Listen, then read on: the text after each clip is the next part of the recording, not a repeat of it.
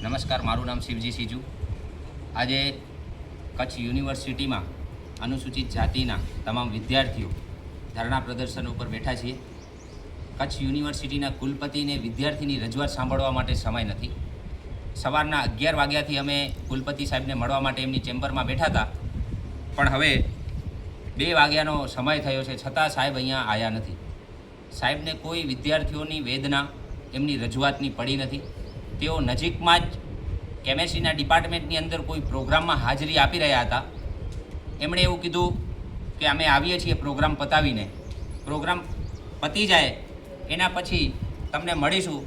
અમે ભૂખ્યા બધા વિદ્યાર્થીઓ જમ્યા વગરના 2 વાગી ગયા છે, સવારના 11 વાગ્યાથી બેઠા છીએ. સાહેબ પોતે પ્રોગ્રામ પતાવી બારોબાર નીકળી ગયા છે, અમને હજી સુધી મળ્યા નથી.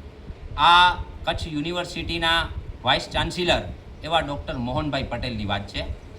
હવે ઘટના એવી બની છે કે લાઇબ્રેરીની અંદર અનુસૂચિત જાતિનો વિદ્યાર્થી તૈયારી કરી અને DYSO લીગલની પરીક્ષામાં સમગ્ર ગુજરાતમાં પ્રથમ સ્થાન એણે પ્રાપ્ત કરેલું. લાઇબ્રેરીની અંદર જે પણ વિદ્યાર્થી તૈયારી કરતો હોય એ તૈયારી બાદ જે નોકરી મળે છે તો એનો વિદ્યાર્થીનો ફોટો અને એ પરીક્ષા જે એણે પાસ કરી છે એની વિગતો સાથે ત્યાં લાઇબ્રેરીના નોટિસ બોર્ડ ઉપર એ ફોટો ચોંટાડવામાં આવે છે. પણ કેતન મહેશ્વરી અને જય યાદવ, જે જય યાદવ છે એ GPSCની અંદર DYSO લીગલની પરીક્ષામાં સમગ્ર ગુજરાતમાં 6ઠ્ઠા ક્રમાંકે પાસ કરી છે, જ્યારે કેતનભાઈએ પ્રથમ નંબરે એની આગળ પણ આસિસ્ટન્ટ જનરલ મેનેજરની એક્ઝામ GPSC દ્વારા જે લેવાય છે એનામાં પણ સમગ્ર ગુજરાતમાં 2જા નંબરે પરીક્ષા પાસ કરી છે. અને હમણાં રેવન્યુ તલાટીની અંદર પણ તેઓ ભાઈએ પરીક્ષા પાસ કરી છે. એક સાથે સતત 3 પરીક્ષાઓ એણે પાસ કરી અને સરકારી નોકરી મેળવી છે. રિક્ષા ચાલકના પુત્ર એવા દલિત સમાજમાંથી આવતા કેતનભાઈના ફોટાને નોટિસ બોર્ડ ઉપર ચિપકાવવામાં આવ્યો, ત્યારે અમુક અસામાજિક તત્વો જેમની માનસિકતા જાતિવાદી માનસિકતા છે એવા વ્યક્તિઓ, એ વિદ્યાર્થી ન હોઈ શકે, એ અસામાજિક તત્વ જ હોઈ શકે, એવા અસામાજિક તત્વ એ લાઇબ્રેરીમાં એ ફોટાને તોડી અને ત્યાંથી હટાવી દેવામાં આવ્યો છે. આવી નિમ્ન કક્ષાની એમની માનસિકતા છે. આજે આઝાદીના 80મા સ્વાતંત્ર્ય દિવસની આપણે હાલ જ ઉજવણી કરી, પણ અનુસૂચિત જાતિ સમાજ આજે પણ એ ગુલામ જ છે. અનુસૂચિત જાતિ સમાજ હજી આઝાદ થયો છે એવું ક્યાંય લાગી રહ્યું નથી. કારણ કે યુનિવર્સિટી જેવી શૈક્ષણિક સંસ્થાઓમાં જો ભેદભાવ રાખવામાં આવે, જાતિગત ભેદભાવના કારણે કોઈ વ્યક્તિને ટાર્ગેટ કરી અને એના ફોટા જો નોટિસ બોર્ડ ઉપર હટાવી લેવામાં આવે, કેમ દલિત સમાજનો કોઈ વ્યક્તિ ગુજરાતમાં પ્રથમ સ્થાન પ્રાપ્ત કરે?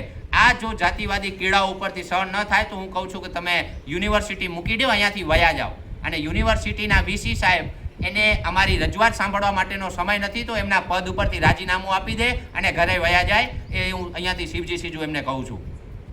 આ જાતિવાદી જે પણ માનસિકતા ધરાવતા લોકો છે, CCTV કેમેરાની અંદર એ કેચઅપ કરેલું છે. અમે હાલ CCTV ફૂટેજ એમના જોઈને આવ્યા છીએ. એની સાથે યુનિવર્સિટીનો પટ્ટાવાળો ભાઈ પણ સાથ આપી રહ્યો છે. એ પટ્ટાવાળા ભાઈ અને જે પણ 2 વ્યક્તિઓ છે એ એમનો ગ્રુપ મળી અને આખો પોસ્ટર ત્યાંથી જે ફોટો લાગેલો છે એ ફોટો ત્યાંથી ઉખેડી અને ફેંકી દેવામાં આવ્યો છે. તો આવી નીચ માનસિકતા ધરાવનાર સિક્યોરિટી અને આ જવાબદાર જે 2 જણા કૃત્યો કરનાર જાતિવાદી કીડાઓ છે એમના ઉપર એટ્રોસિટી એક્ટ હેઠળ ફરિયાદ દાખલ થાય અને યુનિવર્સિટીમાંથી એના ઉપર જે પણ UGC અને યુનિવર્સિટીના નિયમો છે એના હેઠળ એના ઉપર કાયદેસરની કાર્યવાહી કરવામાં આવે, એટલી અમારી માંગ છે. VC સાહેબ અમને સાંભળતા નથી, એટલે અમારે ધરણા પ્રદર્શનમાં બેસવું પડ્યું છે. આ બધા વિદ્યાર્થીઓ ખાધા પીધા વગરના અહીંયા બેઠા છે. તાત્કાલિક VC અહીંયા સાંભળે અમારી રજૂઆત, નહીં તો VC સાહેબ અહીંયાથી રાજીનામું આપી દે. SC/ST સેલ પણ અત્યાર સુધી હજી કાંઈ કામગીરી કરી નથી, એને પણ અમે લેખિતમાં આપ્યું છે. એ તાત્કાલિક રિપોર્ટ આપી અને એના ઉપર કાયદેસર પોલીસ ફરિયાદ થાય એવી અમારી માંગણી છે.